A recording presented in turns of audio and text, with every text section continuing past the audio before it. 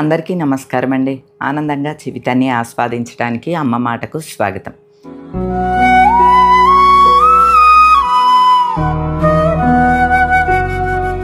ఇప్పుడంతా కూడాని ప్రయాగరాజ్లో మహాకుంభమేళా జరుగుతోంది కదండి. అందరూ కూడా చాలా ఆనందంగా వెళ్దాము అని అనుకుంటున్నారు. చాలామంది వెళ్తున్నారు. మనం వీడియోస్లో, యూట్యూబ్లో ఎక్కడ చూసినా సరే కుంభమేళా విశేషాలు చూస్తూ ఉంటే చాలా ఆనందం కలుగుతుంది. ఎప్పుడెప్పుడు మనకు కూడా అటువంటి అవకాశం వస్తుందా, మనం కూడా వెళ్ళొచ్చు అని కూడా ప్లాన్ చేసుకుంటూ ఉన్నారు చాలామంది. అలానే మన వాళ్ళు కూడా కామెంట్స్లో పెట్టారు, అమ్మ మీరు కుంభమేళా ఎందుకు వెళ్ళట్లేదు, కుంభమేళా వెళ్ళండి బాగుంటుంది కదా అని చెప్పి. నేను కూడా చాలా ఇంట్రెస్ట్ చూపించానండి. అసలు నాకు కాశీ వెళ్ళాలి అనేది ఎప్పటి నుంచో కోరిక. ఇప్పటి వరకు కూడా కాశీ వెళ్ళలేదండి. కాశీకి వెళ్ళాలంటే ఆ శివయ్య అనుజ్ఞ అవ్వాలంటండి. ఆయన అనుజ్ఞ అయితేనే మనం అడుగు పెట్టగలమంట. అందరికీ తెలిసిన విషయమే. మరి ఆ శివయ్య నాకు ఎప్పుడు అనుజ్ఞ ఇస్తాడో వేచి చూద్దామని ఇన్నాళ్ళ నుంచి వెయిట్ చేస్తూ ఉన్నాను. అలానే మన ఫ్యామిలీ మెంబర్స్ లక్నోలో ఉంటారండి. ఇంద్రాణి గారు మన ఇంటికి కూడా వచ్చారు. చాలా ప్రేమగా ఫోన్ చేస్తూ ఉంటారు, పలకరిస్తూ ఉంటారనమాట. వారు ఒక వారం రోజుల క్రితం ఫోన్ చేశారు, అమ్మ అందరూ కుంభమేళాకు వస్తున్నారు, మీరు ఎందుకు రావట్లేదు, మీరు రండి, మొత్తం అన్నీ కూడా నేను అరేంజ్ చేస్తాను. వారి హస్బెండ్ డిపార్ట్మెంట్ అనమాట అండి, పోలీస్ డిపార్ట్మెంటు. కాబట్టి మీకు కావాల్సినవి అన్నీ కూడా నేను సెక్యూరిటీ ఇస్తాను, వెహికల్ ఇస్తాను, ప్రోటోకాల్ తోటి మిమ్మల్ని అన్ని చోట్లకి పంపిస్తాను, వీలైతే నేను కూడా వస్తాను, అట్లానే మీకు ఒక వారం 10 రోజులు ఉండే విధంగా మీరు ప్లాన్ చేసుకురండి, అయోధ్య అన్నీ కూడా నేను తిప్పి చూపిస్తాను. ఇలాగా వారు ఫోన్ చేసి చెప్పారనమాట అండి. నాకు కూడా మహాకుంభమేళా అనేది ఎప్పుడో కానీ అరుదుగా జరిగే విషయం అంటండి. ఎన్నో ఏళ్ల సంవత్సరాల తర్వాత జరుగుతోందంట. అందున నేను అనుకున్నది ఒకటే అండి, అసలు అటువంటి మహాయోగుల్ని, సిద్ధయోగుల్ని మనం కంటితో చూసినా మన జన్మ తరించినట్లే కదా అని చెప్పి నేను కూడా వెళ్ళటానికి చాలా ఇంట్రెస్ట్ చూపించాను. వెంటనే మా వారిని అడిగాను, ఏమంటే కుంభమేళా కంట వెళ్దాము అనంటే అసలు అన్నిటికీ నో చెప్పే ఆయన సరే అలాగే వెళ్దాము అని అన్నారు. ప్రతిదానికి మా వారు ఏమంటే పలానా చోటికి వెళ్దామంటే వెంటనే అంటారు, ఇప్పుడు కాదు రేపు అంటారు, లేకపోతే దానికి ఇంకో టైం చెప్తారు. కాదు అని చెప్పి నేను కన్విన్స్ చేసుకుని బయలుదేరటం జరుగుతూ ఉంటుంది అనమాట అండి. కుంభమేళాకి అనేసరికి మాత్రం అలాగే వెళ్దాము అని అన్నారు. మా మరిది గారు చూస్తే నర్సీపట్నంలో ఉన్నారనమాట అండి. నర్సీపట్నం వెళ్ళారు, అక్కడ ఉన్నారు. వెంటనే ప్రేమకు ఫోన్ చేశాను, ప్రేమ ఇట్లా కుంభమేళాకి ఇంద్రాణి గారు కూడా రమ్మంటున్నారు, టీవీలో అంతా చూస్తే చాలా బాగున్నది, ఎప్పుడెప్పుడు వెళ్దామా అని అనిపిస్తోంది, పోన్లే శివయ్య అనుజ్ఞ అయినట్టున్నది, వెళ్దామా అని అంటే ఓకే అమ్మ నేను చూస్తాను అని అన్నాడు. అయితే ఓకే ఏ రోజు అని అంటే నేను అన్నాను, ఏ రోజైనా పర్లేదు, మీ అన్నయ్య నేనే కదా, ఏమున్నది, నువ్వు వచ్చేసేస్తే ముగ్గురం వెళ్ళిపోదాము అని అనుకుంటే సరే నేను టికెట్స్ అవి చూస్తాను అని అన్నాడు. ఒక గంటలోనే వెంటనే నాకు మెసేజ్ కూడా పంపించేశాడు, టికెట్లు ఓకే అయిపోయినాయి, 52,000 3 టికెట్లకే అయ్యిందండి. అది కూడా మేము ప్రయాగ్రాజ్ వరకు కాదు, లక్నో వరకు అనమాట. అంటే ఇంద్రాణి గారితో ప్రేమ కూడా మాట్లాడాడు, ఫోన్లో మాట్లాడాడు, నెంబర్ ఇచ్చాను, మీరు అక్కడికి వెళ్ళే కన్నా మీరు లక్నో వచ్చేసేస్తే నేను అక్కడి నుంచి మీకు అన్నీ అరేంజ్ చేస్తాను అని ఇంద్రాణి గారు చెప్పేసరికి మేము హైదరాబాద్ టు లక్నోనే టికెట్స్ కూడా బుక్ చేసేసాడండి. మా ముగ్గురికి కలిపి 52,000 అయింది ఫ్లైట్ టికెట్స్ అనమాట. పలానా రోజున మనం ఫ్లైట్ ఎక్కాలి, ఇలాగా అన్నీ చెప్పేసేస్తే సరే ఓకే ఇక ఫిక్స్ అయిపోయాను అనమాట మైండ్లో, వెళ్ళిపోదాము, మనం కుంభమేళాకి వెళ్తున్నాము అలా అని చెప్పి నేను నా ఏర్పాట్లలో నేనున్నాను అనమాట. ఇక తెల్లారితే కుంభమేళాలో జరిగిన ఘటన ఉన్నది కదండి, తోపులాట్లో 30 మంది చనిపోయారని. ఇంకా అలా అంటే నేను ఒక్కొక్కటి చూస్తూ ఉన్నా. కుంభమేళాకి వెళ్తున్నాము అంటే అక్కడ ఎలా ఉంది ఏంటి అనేది ముందు మనం వీడియోస్లో వాటిల్లో కొంచెం చూస్తే అవగాహన వస్తుంది కదా అని చూస్తూ ఉంటే అవి చూసే కొద్దీ నాకు కొంచెం భయంగా కూడా అనిపించిందండి. ఎందుకంటే నాకు ఒక చిన్న వీక్నెస్ ఉన్నదండి, ఎక్కువ జనాలు ఉన్న దగ్గరికి వెళ్ళలేను, ఆ జనాల్లోకి వెళ్ళలేను, టెన్షన్ వచ్చేస్తుంది అనమాట అండి, నొక్కేస్తారని అంతే. చాలామందికి భయం ఉంటుంది, నాకు అటువంటి ఒక టెన్షన్ ఉన్నదనమాట అండి. ట్రాఫిక్ ఇట్లా జనాల్లోకి వెళ్ళేది, ఇవి రెండిటికి చాలా భయపడుతూ ఉంటాను. అవన్నీ చూసి ప్రేమ ఇంత జనాలు ఇంత తొక్కిసలాటలో కష్టమేమో అని అంటే నిజానికి అంత తొక్కిసలాటలోకి మేము వెళ్ళే అవకాశం లేదు. ఎందుకంటే ఇంద్రాణి గారు ముందే చెప్పారు, మీకు అన్నీ కూడా నేను ప్రోటోకాల్ ప్రకారం ఏర్పాటు చేస్తానమ్మా, మీరు అసలు ఆ జనాల్లోకి కానీ అట్లా వెళ్ళే అవకాశం లేదు అని చెప్పి, ఓకే వెళ్ళిపోదాం అని చెప్పి వెంటనే ప్రేమకు ఫోన్ చేసేయటం, టికెట్లు చేసేయటం నిమిషాల ప్రకారం అయిపోయిందండి. కానీ కొద్ది గంటల్లోనే నా మైండ్ సెట్ మారిపోయిందని చెప్పాలండి. ఎందుకంటే ఎప్పుడు నేను మనసులో ఒకటి అనుకుంటూ ఉంటా, మేము ఇంట్లో కూడా మాట్లాడుకుంటూ ఉంటాం, ప్రేమ కూడా చెప్తూ ఉంటాడండి, పలానా రోజున వెళితేనే ఆ యొక్క విశేషం, పలానా రోజున వెళితేనే మనకు ఆ పుణ్యఫలం దక్కుద్ది. ఇలాంటి ఒక ఆలోచన ధోరణితోనే మనం ఒకేసారి తొక్కిసలాటలు జరిగిపోవటం, ఒకేసారి వెళ్ళిపోవటం జరుగుతూ ఉన్నాయి. మనం చూసుకుంటే ఇటువంటి అనుకోని సంఘటనలు జరిగినప్పుడల్లాని ఒక తొక్కిసలాట జరిగింది లేదా అందరూ ఒకేసారి వచ్చేసారు అనేది ఎందుకు జరుగుద్దండి?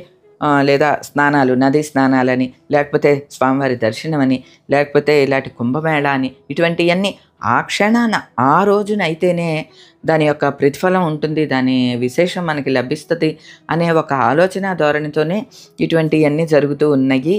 ఎందుకు అలా ఆలోచిస్తారో మనకే తెలియదు అని మేము ఎప్పుడు మాట్లాడుకుంటూ ఉంటాం. నాకు అవన్నీ చూసేసరికి అవును, మనం కూడా ఎందుకు ఇటువంటి సందర్భంలో వెళ్ళి ఇబ్బంది పడాలి, లేదా మన వల్ల ఎదుటి వాళ్ళు ఇబ్బంది పడేలాగా మనం ప్రవర్తించాలి అని అనిపించిందండి. అసలు ముఖ్యంగా కొన్ని కిలోమీటర్ల మేర ట్రాఫిక్ జామ్ అయిపోతుందంట, అట్లానే కొన్ని కిలోమీటర్ల మేర నడవాల్సి వస్తుందంట. ఇవన్నీ కూడా చూసినప్పుడు కొంచెం వెనకంజ వేశాననే చెప్పాలండి. ఇది తప్పో ఒప్పో నాకు తెలియదు, కానీ అంతా శివయ్య దయ. శివయ్యే మనకి ఆలోచన అనేది కలిగిస్తాడు. వెళ్ళాలి అనే ఆలోచన ఆయనదే, వద్దు అని అనిపించిన ఆ ఆలోచన కూడా శివయ్యదే, భగవంతునిదే అనుకుంటానండి నేను. ఇక దేవుడి మీద భారం వేసేసి వెంటనే ప్రేమకు ఫోన్ చేశా. ప్రేమ ఇంకా భీమవరం రానే లేదండి. ప్రేమ టికెట్లు క్యాన్సిల్ చేసేసేయి అంటే, ఫ్లైట్ టికెట్లు క్యాన్సిలేషన్ ఏమీ ఉండదు, డబ్బులు పోతాయి అని అంటే, అయినా పర్వాలేదు, మన ఇబ్బందా 52,000 ఇది ఏది ముఖ్యం అని అనుకున్నప్పుడు నాకు మన ఇబ్బందే ఎక్కువగా నాకు కనిపించిందండి. పర్వాలేదు ప్రేమ, క్యాన్సిల్ చేసేసేయి అని చెప్పాను. ఒకటే అనుకున్నానండి, శివయ్య మన చేత ఖర్చు పెట్టించాడు. నేనేదో శివయ్యకి ఇవ్వాలనుకుంటా డబ్బులు, అవి శివయ్య తీసేసుకున్నాడని అనుకుంటాను, అంతే అని అనుకున్నానండి. అని క్యాన్సిల్ చేస్తే నేను దానికి ఫిక్స్ అయిపోయా, క్యాన్సిల్ చేసేయమన్నాను. ఈవినింగ్కి ప్రేమ ఫోన్ చేశాడు, క్యాన్సిల్ అయిపోయినాయి అమ్మా టికెట్లు అని అన్నాడు. నన్ను కొంచెం టెన్షన్ పెట్టడానికి, మరి మళ్ళీ వెళ్తే మళ్ళీ ఇంత ఖర్చు అవుతుంది, నువ్వు పర్వాలేదా, రెడీగా ఉన్నావంటే, ఏం పర్లేదు బాబు, ఆయన ఇచ్చింది ఆయనే తీసుకుంటాడు. ఒకటే లెక్కండి, ఆయన ఇచ్చిన ఆయుష్ ఆయనే తీసుకుంటాడు, అంతే కదా. ఈ మధ్యలో మనం ఇవన్నీ క్రియేట్ చేసుకున్నాయి.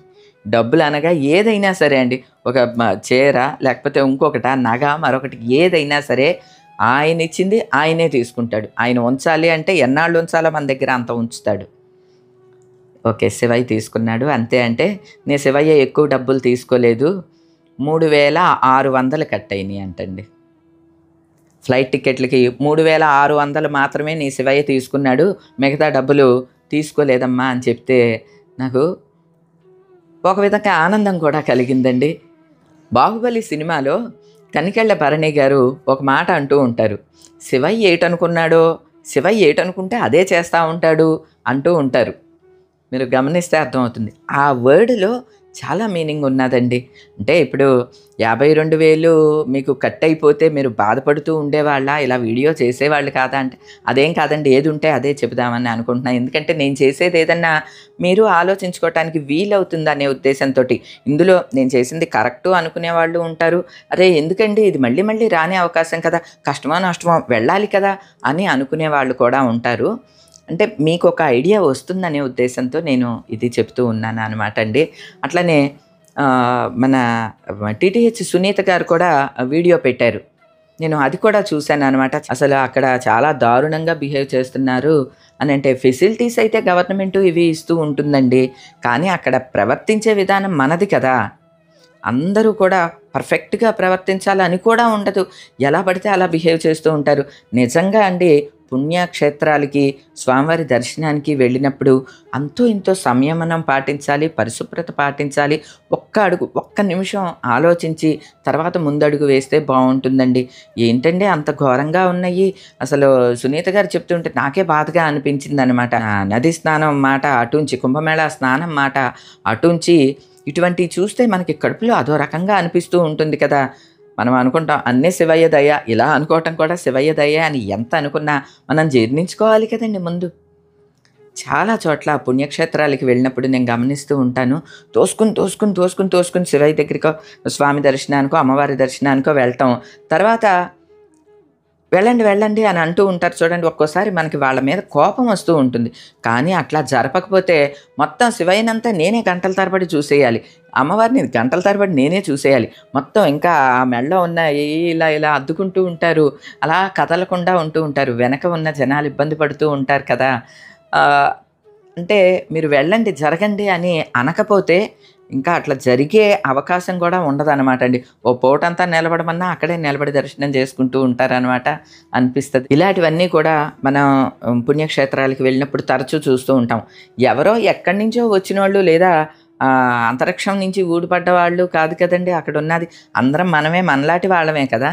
అందుకని అందరికీ చెప్తున్నాను, మనం అందరం ఏదో ఒక టైంలో ఇట్లా స్వామి దర్శనానికనో లేదా విశేషమైన దర్శనానికో లేదా విశేషమైన రోజుకో వెళ్ళే సందర్భం ఒకటి ఖచ్చితంగా వస్తుందండి.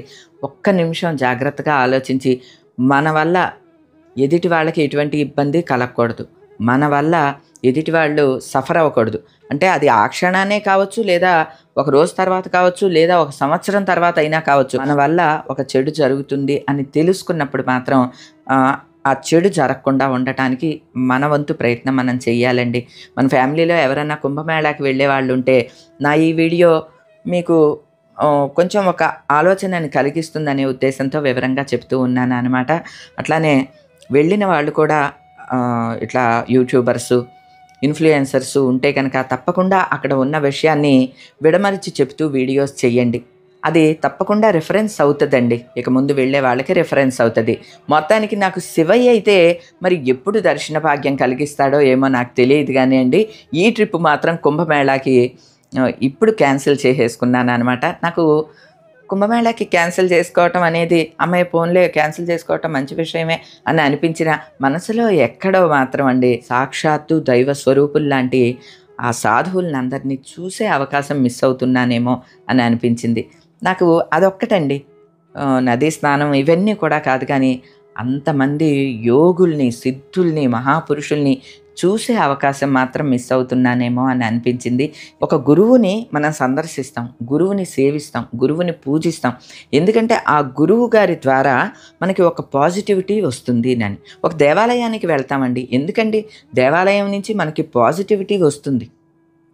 అలానే మన ద్వారా కూడా ఎదుటి వాళ్ళకి పాజిటివిటీ వెళ్ళాలండి. ఇప్పుడు మనం వెళ్ళి ఈ చెత్త పనులన్నీ చేసి ఆ నాగసాధువుల్ని వారందరినీ చూసినా మన నెగిటివ్ వాళ్ళకి అంటుద్దేమోనని అది కూడా మనసులో బెరుగ్గా ఉంటుందండి. మనం కూడా చాలా పద్ధతిగా ఉండాలండి. లేనిపోని పాపం మూట కట్టుకున్న వాళ్ళం అవుతాం. పాపపుణ్యాలు ఉన్నాయో లేవో నాకు తెలియదు, కానీ పాజిటివ్ నెగిటివ్ అయితే ఉన్నాయి కదా. ఆ నెగిటివ్, లేనిపోని నెగిటివ్ మాత్రం మనం మూట కట్టుకోకూడదండి. అలానే మన వల్ల కూడా ఎదుటి వాళ్ళకి ఇబ్బంది కలగకూడదు, నెగిటివ్ అంటకూడదు. నేను కుంభమేళాకి వెళ్ళటానికి టికెట్స్ని క్యాన్సిల్ చేసుకోవటం కరెక్ట్ అనుకుంటున్నారా, కాదనుకుంటున్నారా అండి? ఏదనిపిస్తే మీకు అదే చెప్పండి. ఎందుకంటే ఇంకా కుంభమేళాకి టైం కూడా ఉన్నదండి. ఇంద్రాణి గారు అన్నారు టైం అయితే చాలా ఉన్నదండి, ముఖ్యంగా మౌని అమావాస్య నాటికి రమ్మనమని ఇంద్రాణి గారు ప్లాన్ చేసుకోమని అంటే అప్పటికి ప్లాన్ చేసుకున్నాం అనమాట అండి. ఇదంతా జరిగి ఒక వారం అవుతోంది. కుంభమేళా మౌని అమావాస్యకి వెళ్ళటానికే ప్లాన్ చేసుకున్నాను అనమాట అండి. అది కాస్త క్యాన్సిల్ అయింది. నేను క్యాన్సిల్ చేసుకోవటం కరెక్టో కాదో కూడా మీరు చెప్పండి. అయితే శివయ్య మాత్రం 3,600 రూపాయలు మాత్రమే తీసుకున్నాడంటే ఆయనకి నేను బాకీ ఉండుంటానండి. 3,600 రూపాయలు బాకీ ఉన్నానమాట. నా బాకీ వసూలు చేసేసుకున్నారు. అలా నన్ను అనిపించింది. ఏదైనా సరే అండి ఆ పరమాత్ముడికే చెందుతుందండి. నేను అది ప్రగాఢంగా విశ్వసిస్తాను. అలా అయితే ఇవన్నీ ఎందుకండి అని అనొచ్చు. మరి మనిషి జన్మ ఎత్తిన తర్వాత ఎలా పడితే అలా ఆ నాగసాధువుల్లాగా మనం ఉండలేం కదండి. అలా ఉండాలి అంటే ఎంతో తపస్సు చెయ్యాలండి. మనం మానవ మాత్రులం. ఈ జన సముద్రంలో మనం కూడా కొట్టుకు వెళ్తూ ఉండాలి. మనం మన ఉనికిని జాగ్రత్తగా కాపాడుకుంటూ ఉండాలి. మన ఉనికిని నిరూపించుకుంటూ ఉండాలి. అది కూడా ఒక పాజిటివ్ వేలో. నేను అది నమ్మే సిద్ధాంతం అన్నమాట అండి. అందుకనే వీలైనంత మటుకు కూడా మంచి మార్గంలోనే వెళ్తూ ఉంటాము. ఒక మంచి మాటనే మాట్లాడుతూ ఉంటాను. నా వల్ల ఎటువంటి చెడు జరగకుండా చూసుకుంటూ ఉంటాననమాట అండి. కొన్ని మనం ఫేస్ చేయాల్సి ఉంటుంది. అవైతే చెప్పాను కండి, మనకిక్కడ ఏది రాసి పెడితే శివయ్య అది జరుగుతూ ఉంటుంది. వాటిల్ని కూడా ఫేస్ చేస్తూ ఉండాలి. కానీ అండి, నేను కుంభమేళాకి వెళ్ళలేదు అని మీరు అనుకుంటున్నారు కదా! ప్రతిరోజు వెళ్ళిపోతున్నానండి. ప్రతిరోజు అండి. మీరు చెబితే నమ్మరు. శివయ్య సాక్షిగా చెప్తున్నా, అలా కూర్చుని లేదా అలా పడుకుని కూడా మంచం మీద పడుకున్నప్పుడు కూడా అండి, నా మనసులో కుంభమేళాకేంటి, శివయ్యకేంటి, కైలాసానికే వెళ్ళిపోతూ ఉంటానండి. కాంతిపుంజం కన్నా వేగంగా ప్రయాణించేది మన మనస్సే అండి. మన మనస్సు ద్వారా ఆ శివయ్యని, కైలాసాన్ని, కుంభమేళాని, నాగసాధువుల్ని అలా మనసులో చూస్తూనే ఉన్నాను. కానీ భౌతికంగా చూసే అవకాశం భగవంతుడు కల్పించాలని మనస్ఫూర్తిగా కోరుకుంటున్నానండి. ఒకవేళ మన ఫ్యామిలీలో ఎవరన్నా కుంభమేళాకి వెళ్ళిన వాళ్ళు ఉంటే కనుక మీకు ఎలా జరిగింది అనేది కూడా తప్పకుండా కామెంట్లో పెట్టండి. ఎందుకంటే కామెంట్స్ కూడా మన ఫ్యామిలీ మెంబర్స్ అందరూ చదువుతూ ఉంటారు. కాబట్టి అక్కడ ఎలా ఉన్నది అనేది తప్పకుండా కామెంట్ చేయండి. ఒకవేళ వెళ్ళాలనుకుంటున్నా కూడా కామెంట్లో చెప్పండి. ఓకేనండి. నాకు తెలిసిన ఇంకేమన్నా వివరాలు ఉంటే కనుక తప్పకుండా మీకు తెలియచేయటానికి ప్రయత్నిస్తాను. నేను వెళ్ళకుండా తెలియచేయటం అంటే కష్టం. వెళ్ళిన మన తోటి యూట్యూబర్సు, ఇన్ఫ్లుయెన్సర్స్ అందరూ కూడా చెప్తూ ఉన్నారు కదా! అవన్నీ కూడా తప్పకుండా చూడండి. మీకు అంతో ఇంతో మీకు అవన్నీ కూడా యూజ్ అవుతాయండి. అలానే శివయ్య మనందరినీ చల్లగా చూడాలని మనస్ఫూర్తిగా కోరుకుంటున్నానండి. ఈ రోజుకైతే ఇదేనండి. మరో మంచి వీడియోతో మళ్ళీ కలుస్తా. అప్పటి వరకు ఉంటానండి.